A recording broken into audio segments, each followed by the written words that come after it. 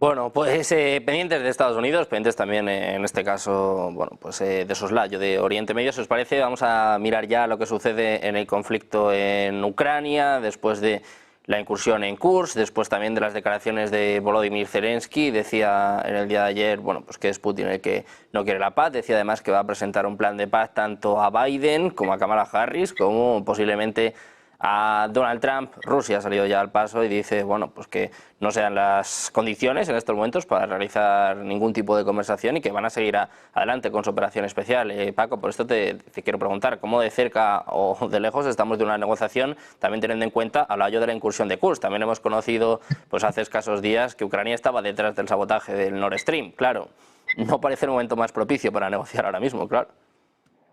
Sí, es que, claro, hablar de negociaciones de paz por parte del régimen de Kiev o de Zelensky y al mismo tiempo realizar una incursión sobre territorio ruso, una incursión que además no tenía objetivos militares, ¿no? Sino fundamentalmente era una operación de relaciones públicas, ¿no? Lo que, como así llaman los expertos militares, ¿no? Parecida a las que hacían los estadounidenses en Vietnam, ¿no? Cuando sufrían derrotas en el campo de batalla, lanzaban ofensivas que llamaban de relaciones públicas, ¿no? Para copar titulares y intentar recuperar algo de prestigio perdido ante la opinión pública, ¿no? Y claro, tampoco se compadece el hablar de propuesta de paz o de negociar la paz con el régimen de Kiev cuando al mismo tiempo continúa bombardeando objetivos civiles en el Donbass, lo que ellos reclaman como territorio ucraniano. Es decir, que no sale en los medios de comunicación, no lo vemos en los telediarios, pero prácticamente a diario la artillería desde las líneas ucranianas sigue martirizando a los habitantes de Donetsk, ¿no? Y Lugansk. Entonces, bueno, es decir, y si al mismo tiempo, por otra parte, Ucrania está planteándose que utilizar armamento de largo alcance contra Rusia y está pidiendo permiso a sus jefes de la OTAN y de Estados Unidos a tal efecto, pues claro, ¿en qué condiciones se pueden entablar negociaciones de paz con estos antecedentes, ¿no? Y bueno, pues vamos a ver qué ocurre, ¿no? Pero claro, yo creo que la táctica rusa ahora mismo va a ser ganar cada vez más territorio dentro de lo que era Ucrania, sobre todo en el frente principal, que es el frente del sureste, para alejar, digamos, las posiciones ofensivas del régimen de Kiev y de la OTAN de territorio ruso, ¿no? Y bueno, lo que indica la realidad es que al mismo tiempo que lanzaron esta operación propagandística en Kursk, que no ha tenido objetivos militares porque no había en la zona, digamos, objetivos militares claros a batir, pues al mismo tiempo estamos viendo cómo siguen bombardeando también zonas que, como he dicho antes, pertenecían a Ucrania, ¿no? En Donbass, ¿no? Donetsk y Lugansk. Es decir, yo creo que al final lo que está dictando la realidad en el campo de batalla real es que Rusia sigue ganando la guerra. Es decir, en las últimas semanas hemos asistido a avances en el sureste y a la toma ya de localidades estratégicas, ¿no? Y el inicio también de operaciones para la toma de ciudades estratégicas, como es el caso de Toretsk, ¿no? Y bueno, esto indica que a partir de ahí, una vez que se pierdan esas plazas fuertes por parte del ejército ucraniano, lo que hay por delante es prácticamente estepa, ¿no? Es decir, que pueden seguir avanzando mucho más rápido de lo que ha sido hasta ahora, puesto que hasta ahora la guerra se ha limitado prácticamente a zonas en las que el ejército ucraniano había fortificado sus posiciones y sus defensas durante años, ¿no? Desde que comenzaron esta guerra en 2014 y 2015. Bueno, pues muy pendientes de estas posibles o más bien cada vez más imposibles negociaciones, de bueno, los intentos de Zelensky y el hecho de que Rusia haya dicho que no se va a sentar a negociar. Quiero preguntarte también a ti, Enrique, ¿cómo ves ¿Cómo es la situación después de la incursión en Kursk, después de, como decía, que hayamos conocido que Ucrania estaba detrás del sabotaje del Nord Stream y también después de los ataques masivos de Rusia durante los últimos días, también como una especie de respuesta, ¿no?, de lo que ha sucedido?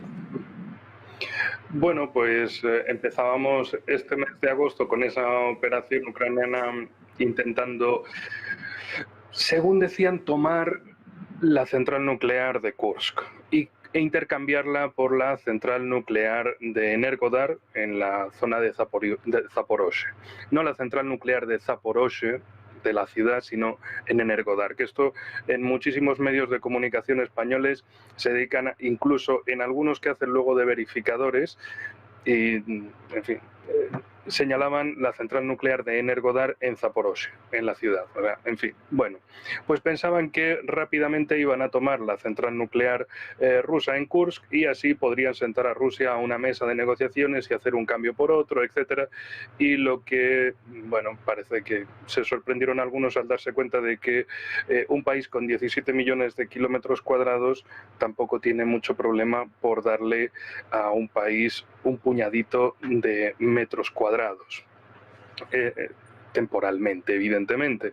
Es decir, que las defensas rusas son elásticas, son flexibles y que ceder un poco de territorio no es ningún problema ni ahora ni históricamente. Otros en Occidente, especialmente en la prensa británica, ya lo ponían como este es el avance definitivo, es la derrota que va a causar a Rusia. Y dices, vamos a ver, ¿comparáis esto con Napoleón y con Hitler? Pues, en fin, de verdad no queda ni un cerebro entero en Londres como para decir esto, pero bueno, ilusiones. La cosa es que ha pasado ya 2 semanas y media de esa operación ucraniana y Rusia no ha mostrado un interés excesivo por decir vamos a traer tropas de las operaciones en Donbass, de la dirección de Pokrovsk y los vamos a meter aquí, sino han seguido avanzando tal y como venían haciendo y han traído más tropas que tenían en reserva, pero no en esa zona del frente. Sorpresas de la vida. Pensaban que Rusia estaba acabada. De hecho, hoy estaba leyendo el Twitter del Ministerio de Defensa británico y decían que las tropas rusas en el frente se estaban quedando sin agua. Bueno, esto me recuerda a lo del año pasado, más o menos por estas fechas, cuando dijeron que la contraofensiva ucraniana en Zaporozhye fracasó porque se enfrentaron a arbustos y minas, que resulta que los rusos tenían una producción inmensa de minas y los arbustos también impedían los movimientos de tropas y cosas de la vida les falló.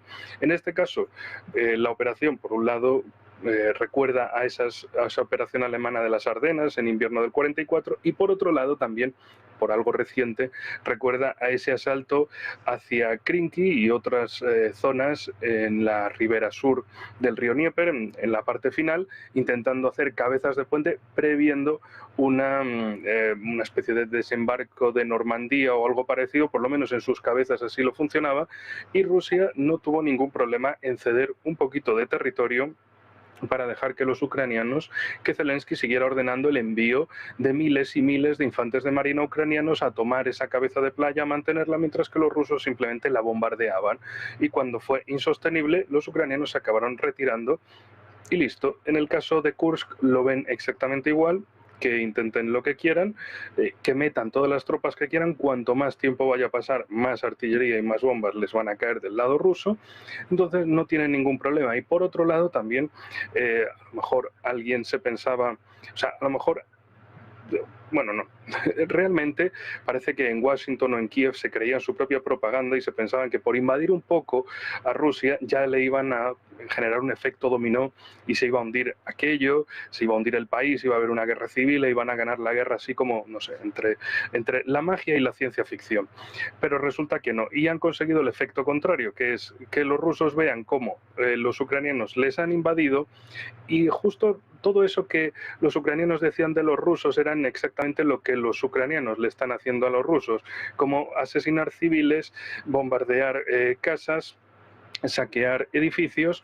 Entonces el efecto de los rusos es precisamente el contrario de lo que algunos pensaban, como digo, en Kiev o Washington, que pensaban que esto iba a ser un efecto demoledor y al contrario lo que ha hecho es que los rusos pidan más mano dura y que incluso haya más voluntarios para ir al frente, para ir a la guerra. De hecho, caso similar es con la vecina Belgorod, donde los ucranianos pensaban que iban a hacer lo mismo, que podrían bombardear y al estar bombardeando con artillería, lanzando drones, etcétera. Esto produciría un resentimiento en la población y les haría ponerse del lado de Kiev. Y lo que consiguieron es que en Belgorod se pusieran más del lado ruso. Y de hecho en las elecciones presidenciales de marzo, las rusas, se notó especialmente porque es donde una de las regiones donde más votos obtuvo Putin, precisamente, y donde también más voluntarios ha habido para el ejército ruso. Entonces, el efecto que buscaban, sí, relaciones públicas, efectivamente, y lo que pensaban que iban a conseguir sobre el terreno es justo lo contrario, lo que han conseguido ahora, y con esto termino. Lo que les queda es esa suposición de que Ucrania está construyendo sus nuevos misiles balísticos y que con eso van a poder atacar Moscú, San Petersburgo, etcétera, y se piensan algunos que los rusos van a ser atacados con eso, en el caso hipotético de que eso suceda, de que les van a poder atacar y no va a haber represalia rusa. Precisamente lo hemos tenido días atrás, cuando de repente se ha encontrado con un ataque de cientos de drones y misiles rusos. Pensaban, no, mira, qué criminales, qué bestias, qué salvajes. Y dices, esto es una respuesta a lo anterior que hicieron los ucranianos, etcétera, y es la historia de siempre que se lleva repitiendo 2 años y medio. Atacan a civiles, atacan depósitos de combustible, intentan atacar centrales nucleares y luego reciben la respuesta rusa y dicen qué malos son los otros, y en fin, no se dan cuenta de que había esas líneas rojas y que eran de verdad.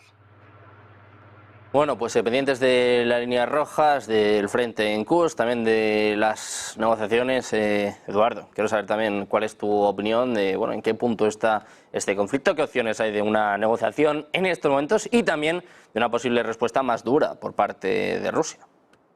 Muy bien, hablemos de la negociación. Tú lo has señalado. Volodymyr Zelensky va a mostrar su plan estratégico de ataque a no solamente la candidata demócrata y su administración, sino también a Trump. Esto pone muy a las claras hasta qué punto estos no salen al baño ni sin pedir permiso, ¿no? Es decir, en este momento la dependencia ucraniana de Estados Unidos es absolutamente total. Eso de que vayas con tu plan estratégico a preguntar a un señor de fuera, pues cuando menos es muy curioso. Después hay otro tema y es el tratado. Había un borrador de negociación, pero la administración ucraniana, en concreto su presidente, ha señalado que hay una línea roja que no se puede negociar, que es la pérdida de territorio ucraniano. Bueno, esto es vivir en una realidad paralela. Es decir, las guerras son y han sido y seguirán siendo siempre... perdón, un momento, se ha desconectado aquí. Perfecto, ya. Las guerras son las que trazan las fronteras. Esta guerra va a trazar fronteras, unas fronteras nuevas, indiscutiblemente, y hay que asumirlo. No existe un solo metro cuadrado en todo el globo que no haya sido dibujado con sangre, ¿no? Y eso de ceder terreno, sobre todo cuando las cosas no te van mal, pues ya como punto de partida desdice de las posibilidades de éxito de una negociación. Por lo que se refiere a la guerra, bueno, ya los F-16 han llegado al frente, el otro día derribaron uno. No quiero decir con esto que haya sido una mala decisión la de incorporar estos aviones, sino que tenemos que mirar un poquito más al fondo, más allá, y es el hecho de que las guerras, lo estamos viendo también en Israel, las guerras ya no se deciden tanto por aviones tripulados como por misiles y por drones, que es mucho más económico. Lo que cuesta formar a un piloto es bastante más de lo que cuesta uno de esos aviones, ¿no? Si tú puedes por el mismo precio mandar 50, 60, 70 o 100 misiles y drones, pues lógicamente está definiendo una organización y unos recursos militares completamente distintos. Hay una cosa que se acaba de señalar, ¿no? Y es ese optimismo respecto a estamos avanzando en algo que generaba en los militares alemanes una enorme depresión, y era una estepa interminable, ¿no? Seguimos avanzando y avanzando, y esto retroceden, y nosotros cada vez más lejos de nuestras líneas logísticas. Habrá que ver hasta qué punto aguantan las líneas logísticas un hipotético avance sobre un territorio como el de Kursk, que es como un inmenso mar de verde, sin colinas ni elementos destacados. Es como luchar prácticamente en el mar, ¿vale? Y yo pienso, como se ha señalado también antes, la comparativa. Hay comparativas que son odiosas, pero claro, estamos hablando de Belgorod. En Napoleón no paró hasta Borodino, hasta Borodino, o sea, eso fue un avance, ¿no? y perdió. Los alemanes no pararon hasta Smolensk y perdieron. Los alemanes cogieron en los primeros 2 meses cerca de 3 millones de prisioneros. Hoy la prensa comentaba que alcanzaban casi los 600 prisioneros rusos en esta ofensiva. Bueno, pues la verdad es que no sé. El hablar de ofensiva, de éxito y de avance me parece un poco insuficiencia en estos momentos, ¿no? O sea, a cualquier persona que... No estoy hablando de estrategas que hayan hecho un curso de Estado Mayor ni cosas por el estilo, sino cualquier persona sensata. O sea, Belgorod, pues con todos mis respetos, es eso, y ni siquiera han conseguido entrar, como se acaba de señalar, ¿no? Con éxito, ¿no? Y ni siquiera se han ganado la batalla de los corazones y las mentes en Belgorod. O sea, es que es tristísimo, pero es así. Yo creo que, y es una cosa que el otro día me quedé con ganas de decir, cuando se comentaba eso que has señalado tú del ataque al Nord Stream, ¿no? Ucrania estaba metida de hoz y coz en esta historia. Y señalaban en los comentarios que acompañan a las emisiones de estos programas, que siguen miles y miles y miles de personas por todo el mundo, por ello os felicito. Y la CIA no estaría metida en eso, porque realmente la cobertura del servicio ucraniano, con todos mis respetos, no puede llegar a tanto. Si eso se llegase a desvelar en algún momento, pondría en evidencia que nuestro aliado occidental, Estados Unidos, mira primero por sus intereses y colocar su carísimo gas licuado y su petróleo a un mercado cautivo que es Europa. Eso es muy importante tenerlo en cuenta. El hecho de que se haya descubierto lo del Nord Stream, pues también pone en evidencia otra cosa. El hombre de la paz ya no es Zelensky, no es la persona que se puede sentar a discutir si va a haber paz o no, tendrá que ser otra autoridad ucraniana, porque este señor, incluso yo he leído artículos en prensa nacional y extranjera que señalaban, no, en el último momento quiso pararlo, pero no pudo, pero lo intentó, o sea que estaba al tanto de que eso iba a ocurrir. Han tratado de quitarle con un sentido de culpa a Zelensky, diciendo que realmente, bueno, que hasta el último momento no lo tenía muy claro, y luego ya, esto es como cuando en las películas vemos que los helicópteros ya han salido de ya no hay marcha atrás, chicos, ¿no? Pues un poco así, ¿no? Un poco bastante ridículo la explicación que han dado. Y eso desautoriza indiscutiblemente a Zelensky como el hombre que firme la paz por parte de Ucrania, porque ha estado en lo legítimo y lo ilegítimo de esta guerra.